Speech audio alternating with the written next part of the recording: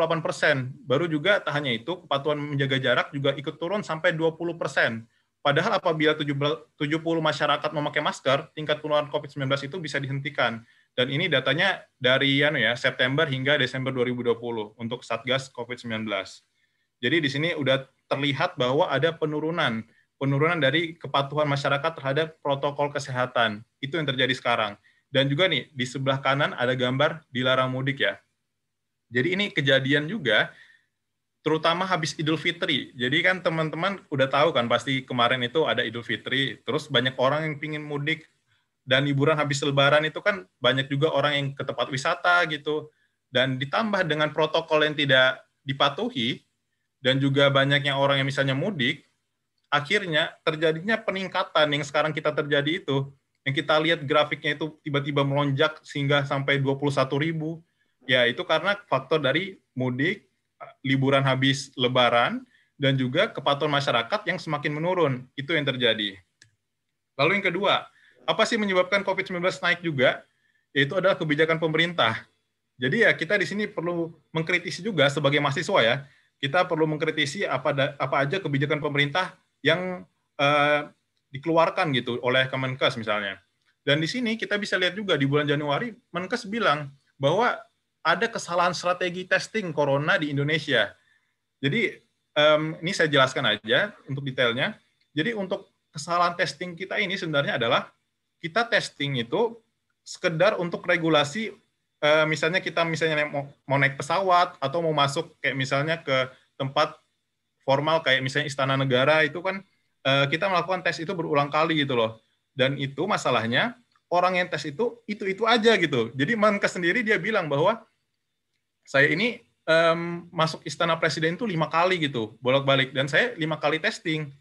Ya mungkin kalau misalnya dari standar WHO misalnya 1/1000 itu bakal terwujud, cuma kan bukan itu yang kita inginkan gitu loh. Yang kita inginkan itu semua masyarakat secara epidemiologi itu yang banyak itu mereka dites, bukan hanya orang yang itu aja. Bukan misalnya saya misalnya mau ke Jakarta atau misalnya mau ke tempat daerah lain, ya jadi saya yang dites itu aja gitu loh. Nah, sementara yang diperlukan itu adalah kita tracing ke orang-orang yang diduga gitu loh. Misalnya dia mengalami yang namanya gejala-gejala COVID-19. Nah, itu yang kita tes. Nah, jadi misalnya kayak PCR, baru juga antigen, itu digunakan justru untuk orang-orang yang mengalami gejala, bukan sebatas regulasi untuk misalnya untuk perizinan kita berangkat ke luar daerah atau misalnya tempat untuk masuk ke tempat-tempat tertentu. Jadi bukan seperti itu. Dan juga yang kedua adalah kita bisa lihat juga kayak kebijakan di luar negeri ya. Kalau sekarang ini kita PSBB diubah namanya jadi PPKM, terus sekarang diubah lagi dari Februari ke Maret itu jadi PPKM Mikro sampai sekarang. Jadi ya kita mengalami beberapa perubahan ya. Jadi sekarang jujur, saya sendiri sebagai mahasiswa kedokteran ya, sangat pusing itu ngeliatin tiba-tiba nanti berubah lagi, terus tiba-tiba berubah lagi, dan ini sekarang untuk kebijakannya. Dan ini untuk PPKM Mikro ini, kalau untuk pekerja di zona merah itu 75%-nya WFH, work from home, dan juga untuk belajar mengajar tetap 100% daring ya. Jadi ya teman-teman mahasiswa yang di sini atau siswa SMA di sini ya, kita masih terjebak di pelajaran daring ya, tetap belajar online gitu untuk kebijakan pemerintah yang sekarang. Dan juga untuk di zona merah, tempat ibadah juga sementara dihentikan dulu. Nah, cuma masalahnya, apakah itu berjalan dengan seharusnya gitu? Apakah itu berjalan dengan ketat gitu? Nah, jadi yang jadi permasalahan itu sebenarnya PSBB, PPKM maupun PPKM Mikro adalah dari berjalannya kebijakan itu apakah diawasi dengan ketat atau tidak gitu. Nah, kenyataannya dari PSBB, PPKM maupun PPKM Mikro ini tidak menghasilkan penurunan. Justru kita bisa ngeliatin grafik COVID-19 itu kayak naik terus kan. Nah, artinya ada masalah di sini. Kebijakan itu mungkin udah betul ini. Aturan pembatasannya mungkin sudah tepat. Cuma pada saat pelaksanaannya, apakah itu diawasi atau tidak? Itu yang jadi permasalahan di negara kita. Nah, lalu yang ketiga sebenarnya, tadi yang kedua, yaitu mutasi COVID-19 menjadi varian baru. Nah, jadi teman-teman bisa lihatnya, ini saya ambil dari Fox. Jadi ini kode genetiknya di dalam, anggap ya COVID-19 ini. terus nanti dia bakal masuk ke dalam sel misalnya, ke dalam sel yang lain, ke dalam sel yang lain, bereplikasi makin banyak. Nah, semakin banyak virus itu bereplikasi, akan terjadi pergeseran kode genetik. Mungkin teman-teman di sini udah paham ya, jadi saya nggak perlu jelaskan lebih dalam lagi, dan saya berusaha menjelaskan dengan bahasa yang lebih awam mungkin ya, bukan bahasa kedokteran. Jadi ada mengalami pergeseran kode genetik nih, misalnya kita ngelihat ini kan CA, tiba-tiba berubah misalnya jadi GA di sini. Nah, artinya di sini ada mutasi namanya. Nah, makin seringnya terjadinya mutasi, makin terjadinya adanya terbentuk sebuah varian baru. Nah, varian-varian tersebut mungkin ada yang tidak berbahaya, tetapi ada juga yang berbahaya. Nah, yang berbahaya yang sekarang ini adalah varian Delta ya, kalau teman-teman tahu. Nah, ini. Varian Alpha dari Inggris, varian Beta dari Afrika Selatan, dan varian Delta yang sekarang ini berbahaya, yaitu dari India. Dan teman-teman mungkin kemarin sudah dengar beritanya tentang India mengalami melonjak ya kasus COVID-19-nya gara-gara habis festival keagamaan yang mereka itu mandi di sungai, dan juga ditambahnya varian Delta ini, sehingga melonjak terus banyak mayat-mayat yang misalnya nggak bisa dikremasi, nggak bisa dikubur, karena saking banyaknya mayat-mayat di sana yang meninggal akibat COVID-19. Nah, ini untuk varian Delta ya. Ini bahasa Inggris, saya singkat aja maksudnya. Jadi kalau misalnya varian yang sebelumnya, varian yang aslinya itu, kita mungkin bisa tertular itu pada saat kita 15 menit gitu bersama teman kita misalnya. Berkontak langsung dengan teman kita misalnya dengan 15 menit gitu. Misalnya ngobrol di dalam ruangan gitu. Itu 15 menit. Tetapi kalau untuk varian Delta ini, dia diduga bisa lebih meningkat penularannya. Dia lebih mudah untuk menempel di sel yang ada dalam tubuh kita gitu. Jadi misalnya di sel kita itu ada reseptor, lalu ada virus yang masuk, dia akan menempel, dan kalau untuk varian Delta, dia akan lebih mudah menempelnya. Kalau misalnya yang varian sebelumnya mungkin kadang-kadang ada miss gitu, kadang-kadang mudah lepas gitu kan. Nah, tapi kalau misalnya yang varian Delta ini, dia lebih mudah untuk menempel, dan akhirnya dibilang bahwa ada 6 kali lipat lebih cepat penularannya, yaitu jadi sekitar 5-10 detik. Bayangin teman-teman, dari 15 menit jadi 5 detik sampai 10 detik. Nih bilang salah satu ketua kantor kesehatan yang ada di Queensland, yaitu di daerah Australia di sebelah utara kanan. Dan ini juga yang sekarang lagi trending di Line Today, kalau teman-teman lagi buka Line, tadi sore lagi trending nih, saya masukin. Jadi COVID-19 itu, tuh ada tulisannya ya, varian Delta 6 kali lebih tinggi. Jadi bisa 5-15 detik tanpa masker bisa tertular gitu. Nah, lalu yang keempat, apa yang menyebabkan COVID-19 itu naik juga di Indonesia?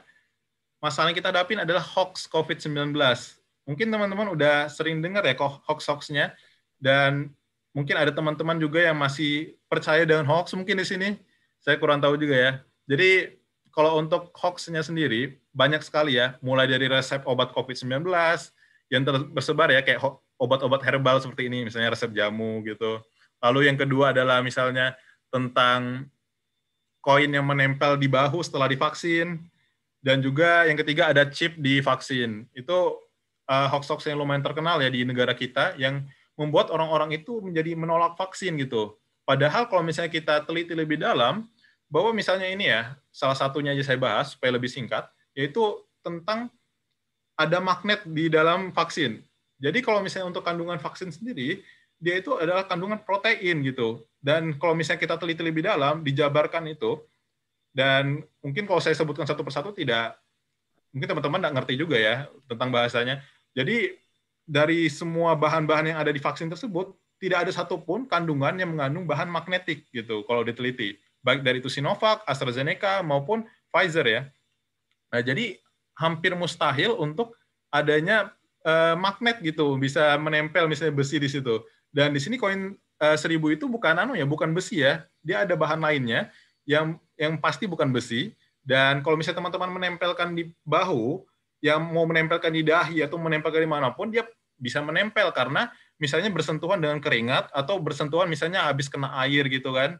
Ya walaupun nggak dipasin ya tetap juga bisa menempel seperti ini gitu. Itu untuk hoax yang salah satu yang saya bahas ya. Kalau yang lain saya bahas mungkin sedikit lebih lama nanti. Jadi kita lanjut aja. Ini untuk kepercayaan masyarakat Indonesia mengenai vaksin. Nah, jadi sekitar 7,6% masyarakat Indonesia itu menolak semua vaksin. Dan 27,6%-nya tidak tahu. Tidak tahunya itu beberapa menerima, beberapa menunda, dan beberapa menolak gitu. Dan yang mau menerima itu 64,8%. Dan ini untuk penyebaran ya, peta sebarannya di seluruh negara Indonesia, di seluruh daerah Indonesia. Nah, ini yang penting juga kesediaan menerima vaksin COVID-19 menurut status ekonomi. Nah, ini mungkin nanti bakal lebih dibahas di bagian ekonomi, di bagian Kak Raisya ya. Tapi saya singgung dikit aja, bahwa di sini menunjukkan orang miskin itu, dia belum memutuskan 32%, sementara orang yang kelas atas, dia belum memutuskan itu 20%. Nah, artinya kita bisa lihat bahwa di sini ada terjadinya ketimpangan pendidikan. Jadi, menurut sumber yang saya baca ini adalah Kementerian Kesehatan, pada November 2020, mereka bilang bahwa ada faktor pendidikan yang membuat orang itu lebih mudah untuk menerima informasi tentang vaksin. Nah, jadi kalau untuk orang-orang misalnya yang miskin, rentan, dan kelas menengah ke bawah, mereka itu mungkin bukan karena mereka tidak mau, karena mereka tetapi karena mereka tidak tahu gitu loh, karena mereka tidak pernah diedukasi, tidak pernah belajar tentang misalnya biologi, tentang vaksin, bagaimana cara kerjanya. Jadi mereka bisa menolak vaksin itu karena mereka kurang edukasi tentang hal tersebut. Nah, jadi kalau untuk orang-orang kelas atas ini yang memiliki edukasi yang baik, yang memiliki misalnya fasilitas pendidikan yang bagus, ya mereka lebih mudah untuk menerima vaksin tersebut gitu. Dan ini untuk masalah ekonominya saya serahkan nanti ke Kak Raisya ya. Nah, yang ketiga nih, tentang herd immunity. Sebelum itu saya harus jelasin dulu ya, herd immunity itu apa? Herd immunity artinya adalah kekebalan kelompok. Nah, jadi bisa juga misalnya kita bilang itu kekebalan populasi ya. Jadi kayak konsep yang digunakan untuk imunisasi, yang dimana nanti suatu populasi dapat terlindung dari virus tertentu jika suatu ambang cakupan imunisasi tertentu tercapai. Jadi definisi simpelnya seperti itu. Jadi makin banyak orang yang divaksin, makin bisa terbentuk kekebalan kelompok tersebut. Nih saya kasih contoh ya gambarnya. Jadi ini gambar yang di kiri yang tidak ada herd immunity-nya. Jadi misalnya kita tidak melakukan vaksinasi COVID-19. Jadi pada saat satu orang itu terinfeksi, dia akan menginfeksi teman yang lain yang di sekitarnya. Orang sekitarnya akan menginfeksi lagi orang sekitarnya. Tetapi andaikan kita itu melakukan vaksin, misalnya teman-temannya nih, teman sekitarnya itu melakukan vaksin. Misalnya kalian punya teman gitu, misalnya satu kelompok teman kalian itu ada sekitar 5, 6, 7, 8 orang ya. Nah, kalian misalnya belum vaksin, tetapi teman kalian yang 7 orang ini vaksin. Jadi pada saat kalian itu misalnya berkontak langsung sama teman-teman kalian, ya teman-teman kalian itu bisa melindungi orang-orang lain yang sekitar di mereka itu, misalnya keluarga mereka, dari yang namanya infeksi COVID-19. Karena walaupun kaliannya kena COVID-19, tapi teman-teman kalian vaksin, terbentuk seperti ring ya, seperti cincin, yang dimana ini kita definisikan sebagai herd immunity. Dan juga kalau andaikan teman-teman itu melakukan vaksin, ya nanti untuk andaikan terkena infeksi COVID-19, gejalanya ya tidak separah dengan orang yang tidak melakukan vaksin. Nah, jadi di sini kekebalan imunitinya selain kita itu tidak menularkan ke orang lain, dan juga kita bisa menurunkan gejala parah dari dampak COVID-19 tersebut gitu. Nah, terus nih saya kasih gambar. Di sini ada yang suka Liga Eropa mungkin, teman-teman yang suka bola ya. Saya yakin di sini pasti ada yang suka bola. Ini adalah pertandingan Euro 2020 antara Hongaria dan Prancis, disaksikan ribuan penonton yang tidak memakai masker. Kalau teman-teman belum tahu, pertandingan Euro 2020 ini dilaksanakan, saya lihat itu di berita, dilaksanakannya tahun ini gitu, tapi namanya 2020 ya. Nah, jadi ini kayak baru-baru aja. Jadi ini ada penonton ya, kita lihat nih, jaga jarak enggak, terus juga pakai masker enggak, gitu kan. Kita mikir, ini COVID-19 beneran ada nggak sih? Kalau misalnya orang awam mungkin ya mikir, wah ini COVID-19 hoax banget nih. Ini pasti palsu nih, ini pemerintah Hungaria nih pasti nih yang anu nih buat COVID-19 seolah-olah ada gitu. Padahal mereka sendiri nggak ada pakai masker, nggak ada jaga jarak gitu. Nah, saya lihat banyak komentar di postingan tentang penonton ini, banyak orang-orang yang langsung bilang, wah kita dibohongin sama dunia ini nih. Pokoknya hoax, pokoknya di komen-komen itu banyak orang yang langsung meragukan COVID-19 saya lihat. Nah, ini kita bisa jawab ya dengan yang namanya herd immunity tadi yang sebelumnya saya jelasin. Oke, kita lanjut.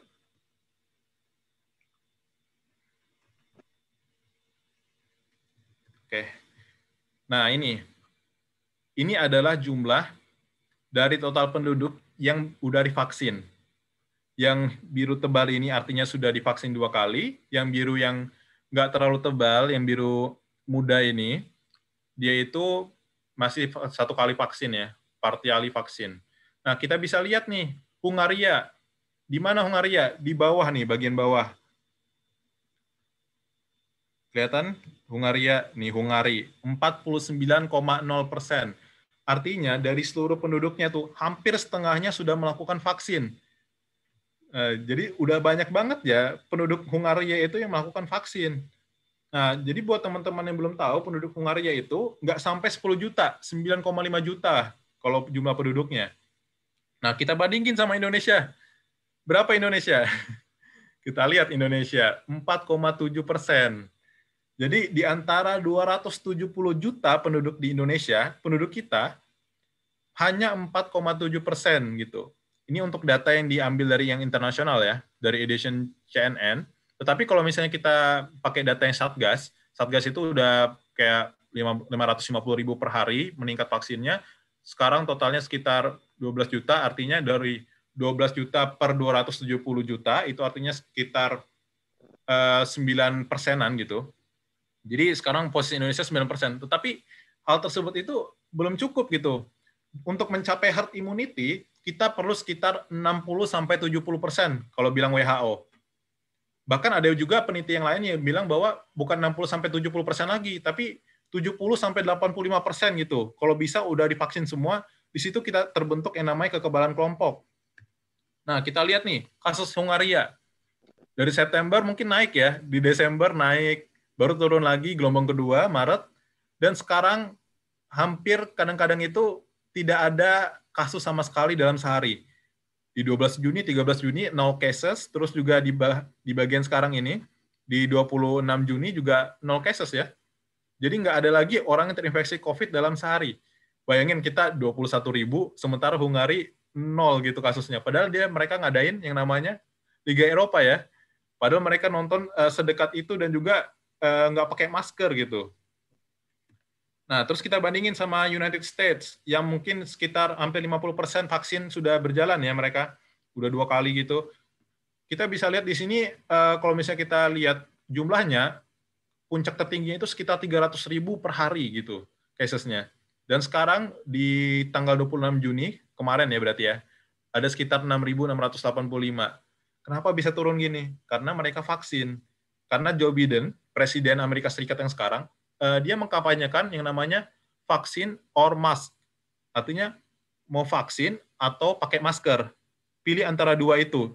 Jangan yang lain. Jangan nggak mau pakai masker, nggak mau vaksin juga gitu. Nah, jadi kalau misalnya kamu nggak mau vaksin, ya pakai masker. Kalau misalnya nggak mau pakai masker, ya vaksin gitu. Itu kampanyenya. Dan itu ya berjalan dengan efektif dan terlihat bahwa ada penurunan ya COVID-19.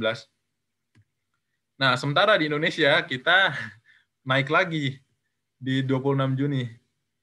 Karena tadi untuk vaksinasinya tadi distribusinya juga kurang merata juga dan juga tadi belum semuanya ya, masih sekitar 4% kalau di data sebelumnya, kalau di Satgas yang sekarang ini 9% gitu. Jadi belum mencapai yang namanya herd immunity.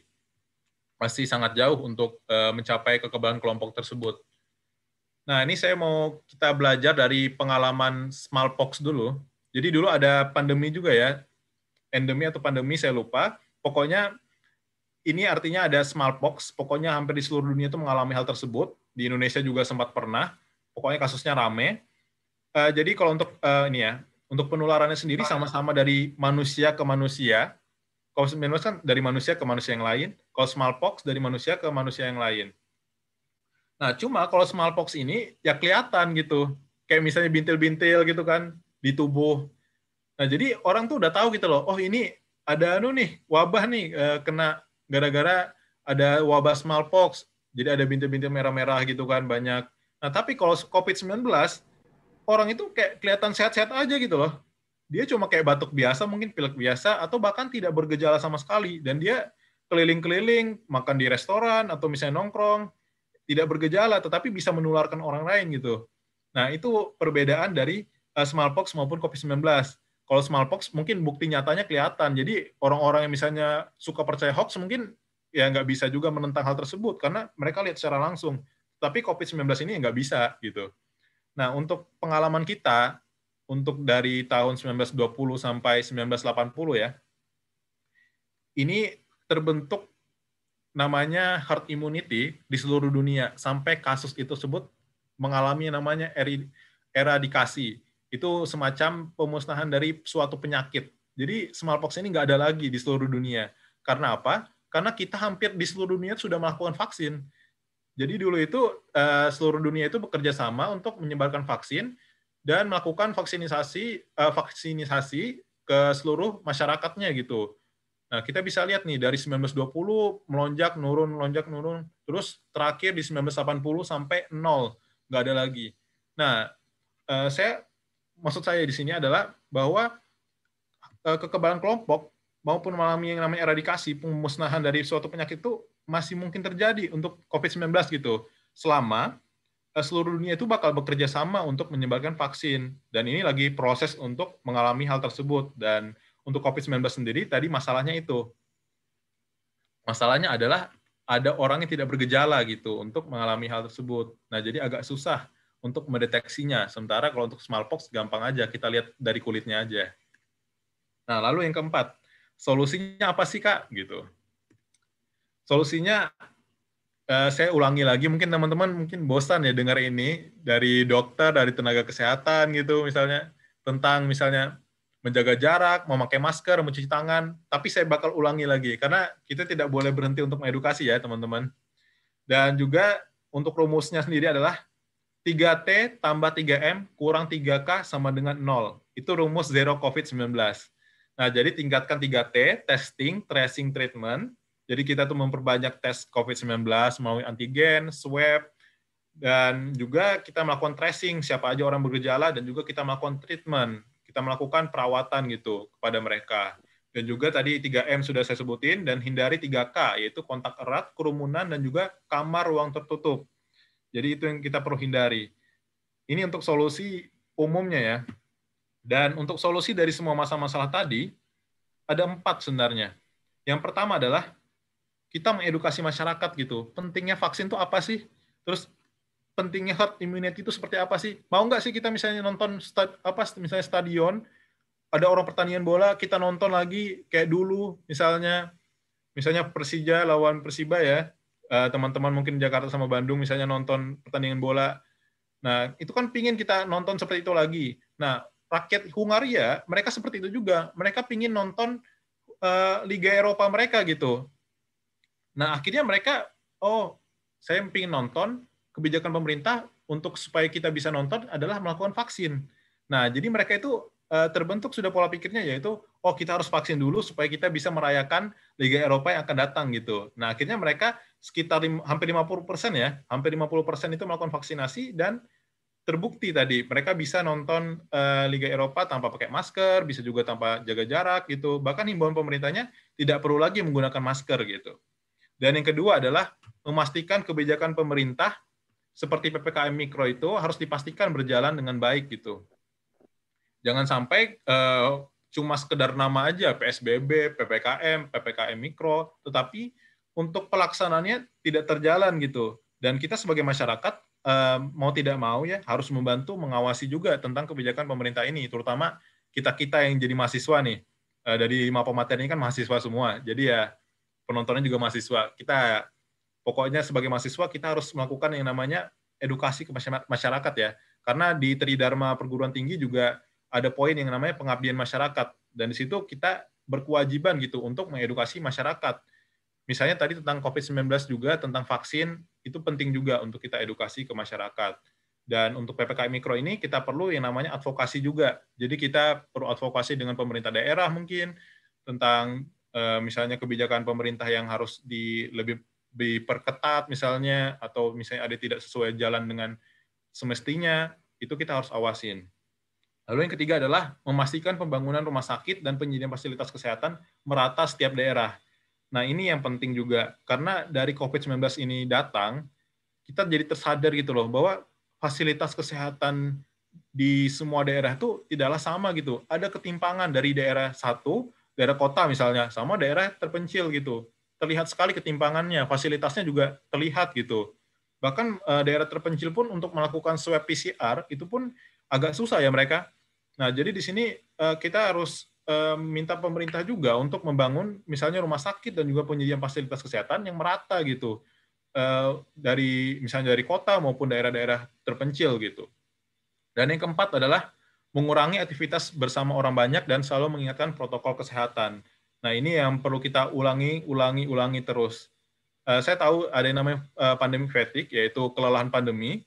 Mungkin teman-teman misalnya sudah muak di rumah terus, misalnya teman-teman itu misalnya udah bosan di dalam kamar, baru misalnya nonton kuliah online, bahkan pas lagi kuliah mungkin tidur ya mungkin teman-teman ya, saking bosannya.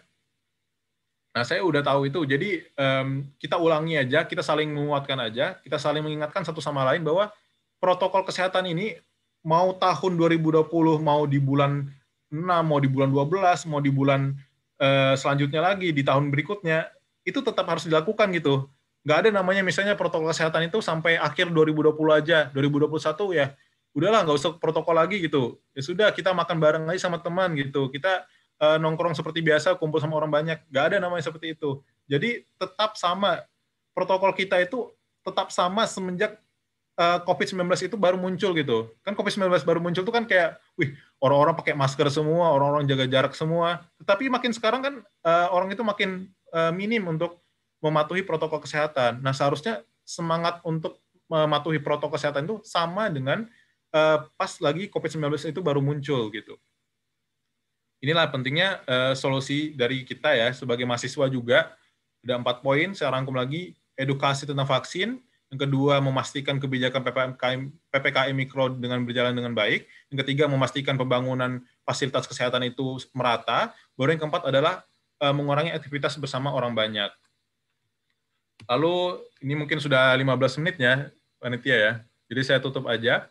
Jadi untuk kata penutup saya, di saat kita melanggar protokol kesehatan yang kita dibuat Satgas, di saat itu juga rumah sakit makin minim kapasitas. Di saat kita tidak peduli untuk mempunyai pemimpin yang berintegritas, di saat itu juga rumah sakit di daerah kecil memiliki fasilitas terbatas. Di saat kita percaya dengan berita hoax COVID-19, di saat itu juga makin banyak orang yang tewas. Jangan jadikan herd stupidity atau kebodohan kelompok di bahasa kita sebagai identitas. Mari bersama-sama kita wujudkan Indonesia tanpa COVID-19 menjadi realitas. Terima kasih, saya kembalikan kepada moderator. Oke. Jadi benar banget ya teman-teman. Jadi di tengah meningkatnya kasus positif COVID-19, kita harus apa ya, patuhi protokol kesehatan, jaga jarak, dan senantiasa menggunakan masker apabila ingin bepergian. Oke, terima kasih buat Kak Avan atas ilmunya. Semoga bisa kita implementasikan di kehidupan kita ya teman-teman. Oke, gimana Kak Rizky ya?